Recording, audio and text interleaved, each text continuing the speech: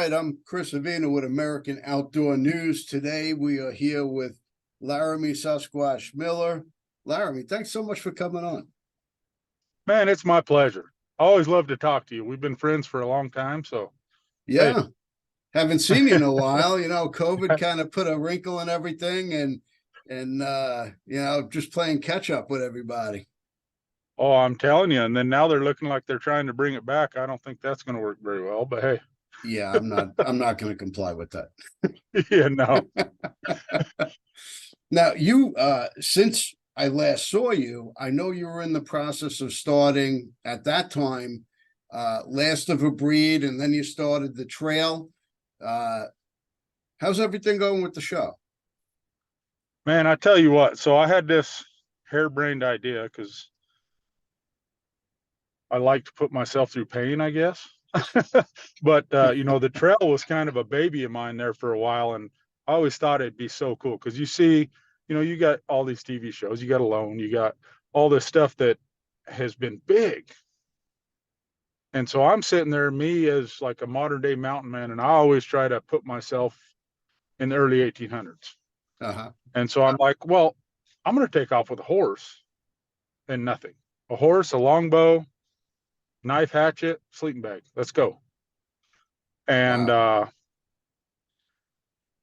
luckily Tim Crimmen thought it was a great idea, and we started it up, and it's been really, I mean, right now the second season is doing very well.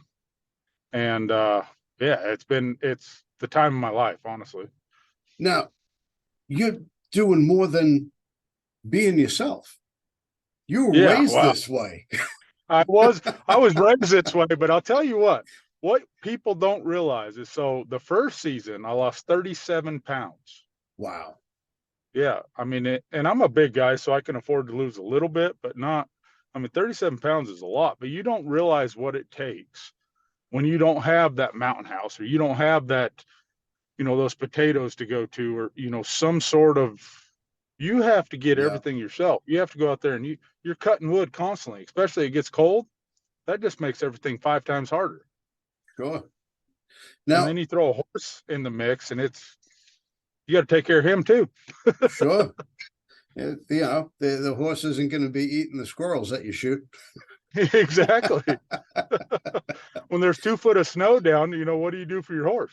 Wow. When the water's frozen over, Yep. like season 1, which is already aired and it's on MOTV and everything else. But season 1, I had a freak snowstorm come through, and it dropped 2 foot on us. And I was having to literally melt water down for my horse because the water was all frozen, Wow.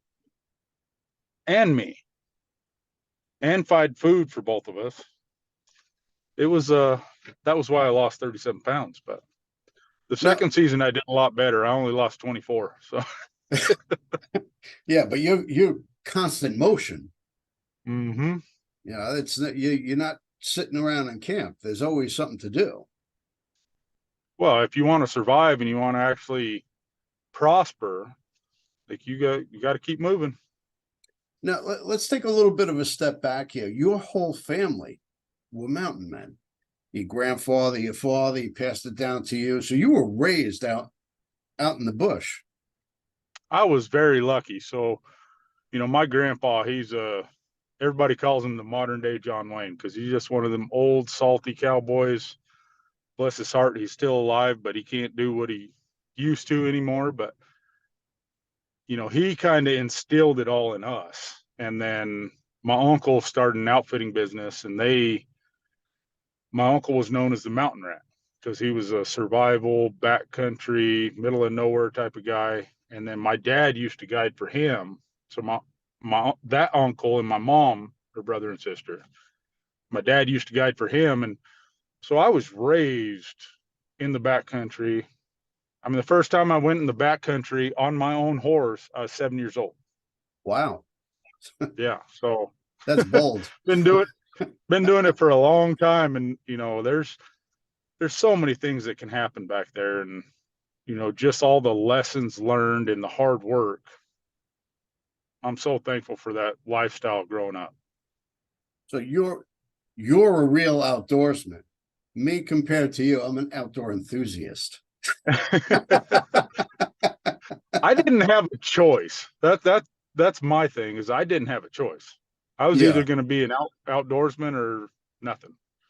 And that's growing up. I grew up on a cattle ranch, and we didn't have much money, so we couldn't afford to eat the cows, so we survived off of wild game.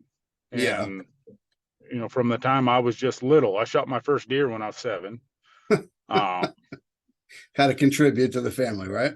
exactly. We had to eat, right? So, Yeah.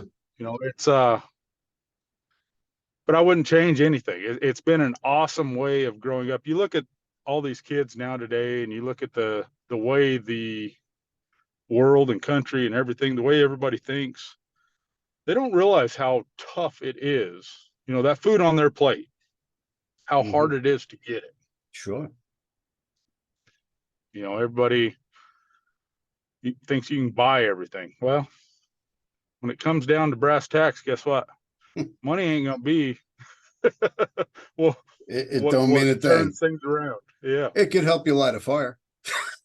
Well, true. Exactly. You might have to use it that way sometime here soon. So how does everything you learned growing up, how does that translate to TV? How did that come about? It's the old adage, right place at the right time, right? So I grew up that way, and then I went the football route, and I played football for quite a few years. Got hurt really bad, so that kind of ended my football career, because my whole mindset was, I want to be able to pull a bow back and walk when I'm Hmm. 40, Yeah. which I'm 40 now. So it's like, I'm really glad I did that. But so I took off, went back into guiding, and I was guiding and helping run an outfitting business. And old Trevor Gowdy sent a crew down to film a show with us, an elk hunting show. I got lucky and called this bull in from, there's no way I should have called him in. He was a mile away. And I just started hammering on the calls. Here he comes right in. They shot him at 35 yards, made great TV. Didn't think nothing of it. 2 weeks later, Trevor calls me. And, it's funny. If anybody knows Trevor Gowdy, he's a salesman. Love the guy to death, but he's a salesman. His first words, he introduced himself, and he's like, "Laramy, I have an offer I hope you can't refuse." I said, "Really? What's that?" I'm a 23-year-old kid, don't know anything. And I said, "Really, what's that?" He said, "I want you to come take over as my co-host." At that Wow. time, it was Quest for the One.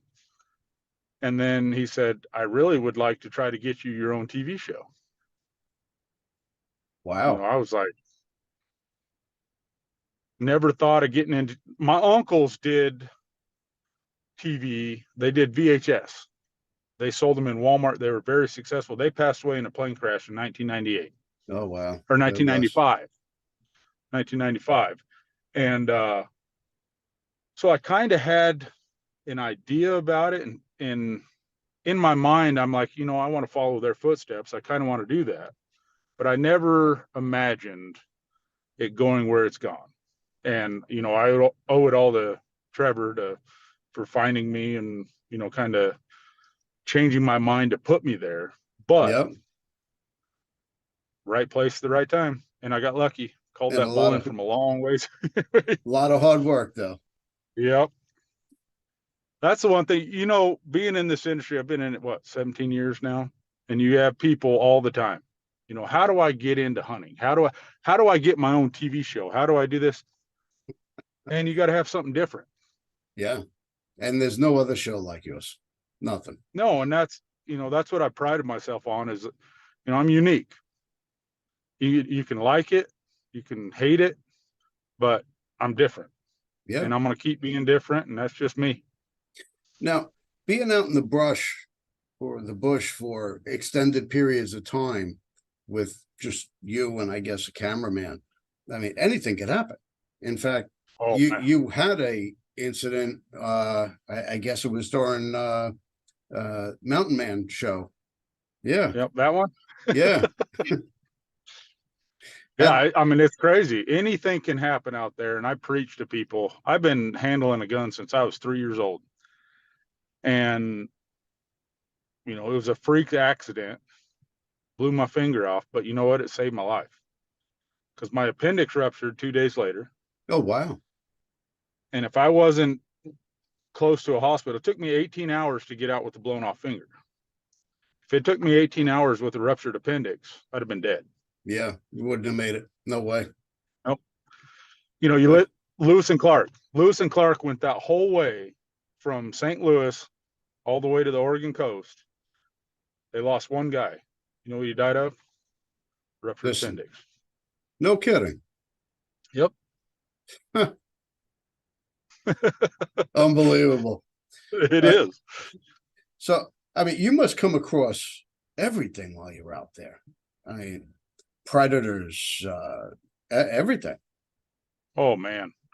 I've had some, when the camera's not rolling, is some of the best story footage ever because I've had so many close encounters, with grizzly bears and wolves. And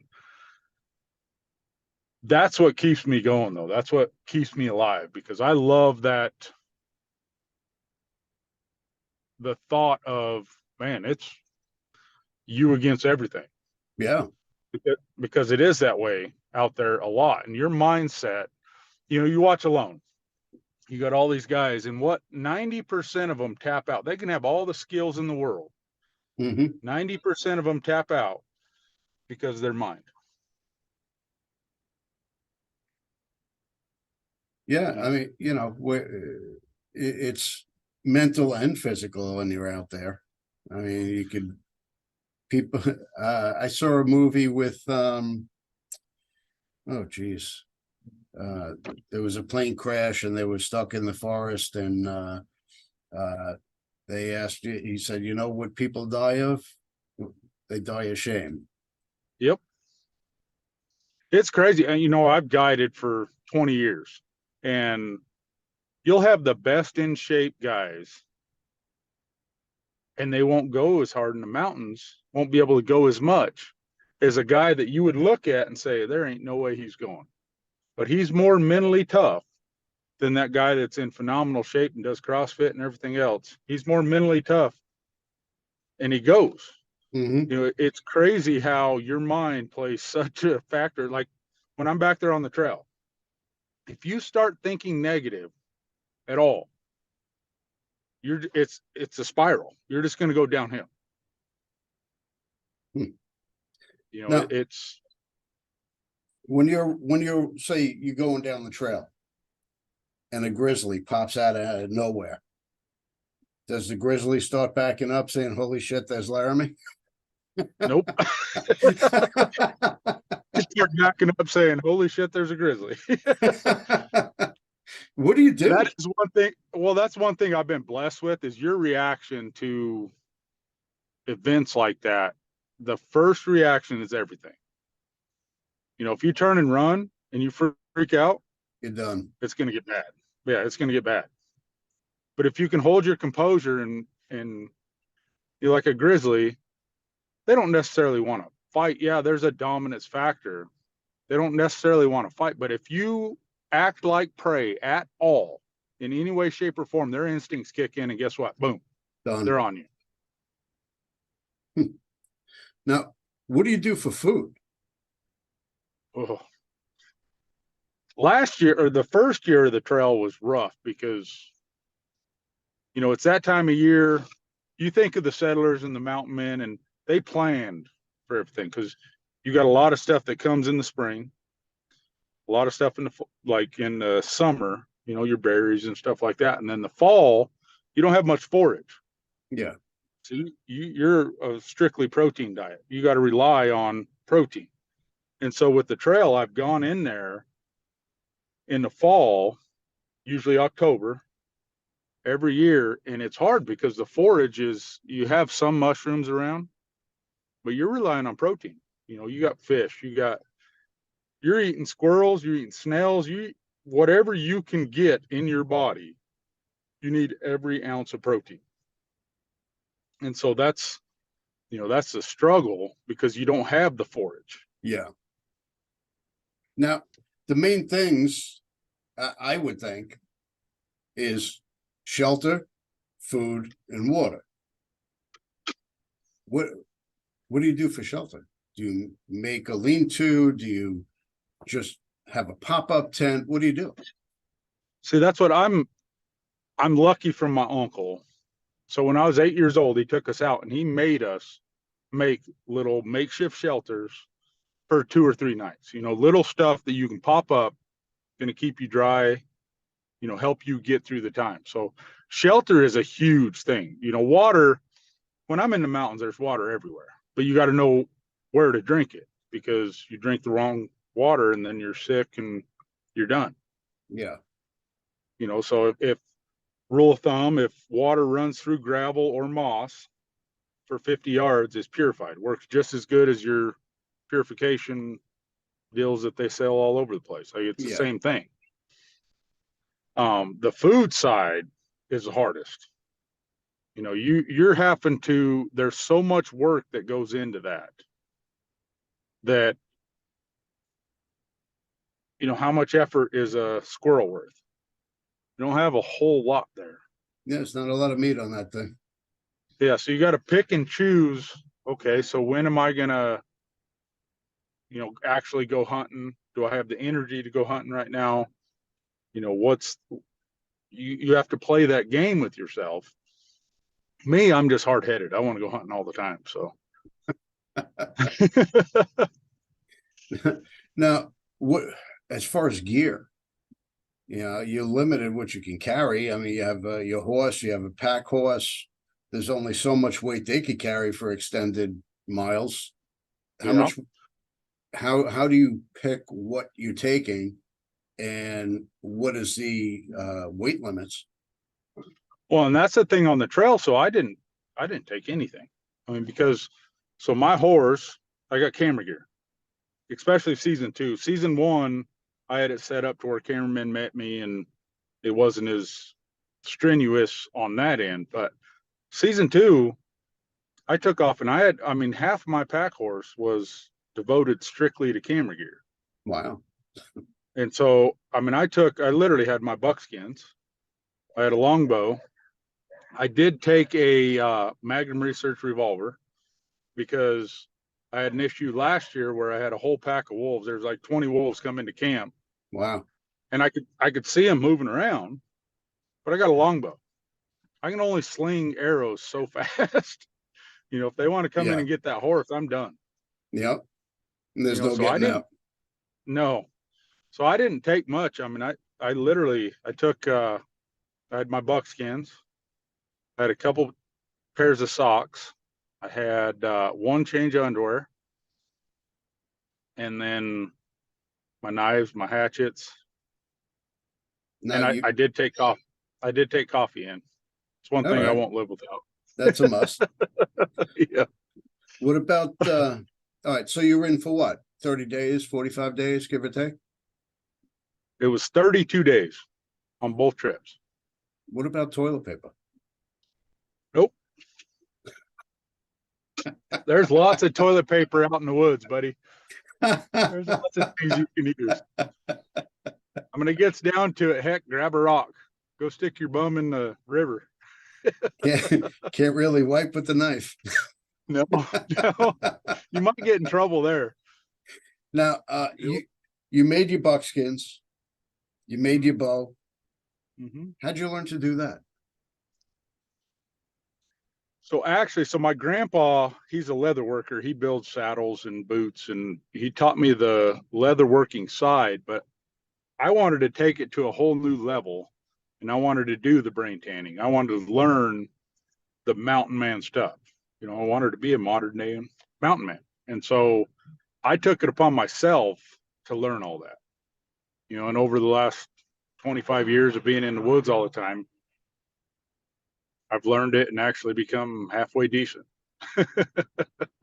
Well, you've taken it on many adventures, so they last. You're doing it right. Now, what was the most compromising position you've been in, aside from shooting off your finger, on on the show that Well, may or may not have. on the show, you didn't get to see it, but I went across the rock slide with my horses. That was one of the sketchiest things. There was, I mean, the trail system back there is just horrible. There's no trails left. So, I mean, you're bushwhacking. And I hit a rock slide, and, you know, I had horses sliding, and I thought I was going to have a huge wreck. And luckily I didn't. That was probably the most harebrained, like scary experience I had. But man, over the years, I rode up on a grizzly bear with 2 cubs one time that charged my horse, and all I could think, I just kicked my horse. Like, let's go. I don't want you to think, just go. You're bigger than Yep. he is. And luckily, the mama bear ran off the trail. That one was could have ended real bad. I've had a couple of horse wrecks that, you know, a couple of the horses didn't make it out, and, you know, nasty stuff in the mountains. But I look back, I couldn't name just one. I've had a lot of different, just oh man moments, oh shit moments that you're like, ooh, I don't know how I made it out of that, but I did. Someone's looking out for you. I know it. The man upstairs, he must like me for some reason. Now you have a new project that you're working on. Mm-hmm. That is a tough an outdoorsman tough man competition. What tell me about that? Yeah, so, you know, you look and you got all these competitions nowadays, these hunting competitions, and they're all phased around smaller guys that can run for days. You know, I'll go days in the mountains. I'll go hike with the best of them, but I'm not going to run. That's not me. Yeah. I mean, I'm 6'6", 275 pounds. I'm not going to run.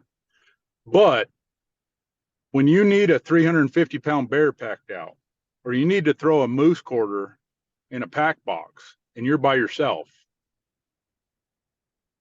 So that was my thought process on this competition. So I got former NFL player Derek Wolf, and we're going to go test ourselves. You know, we're about the same size. You know, both have that football background, and, you know, we're hardcore mountain hunters. So let's go see. It's going to be like the strongman of outdoor competitions. So you go and you have to lift 300 pounds and carry it 200 yards up the hill. You have to, you know, shoulder press this massive amount of weight and do all these things. But at the end of it, you have to go shoot a bow, or you have to, you know, go throw a knife or a hatchet. You know, so it's going to be really cool. But it's geared more towards the strong men of the outdoors, not the guys that can run for days, the strong men of the outdoors. So is it just going to be the two of you? They're going to be a bunch of entries.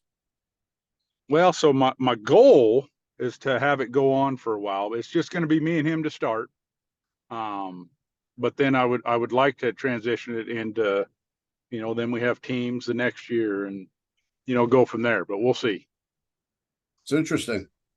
Yeah. It's I good. mean, you look in the outdoor block, you know, Derek and I are probably the 2 biggest athletes for big guys.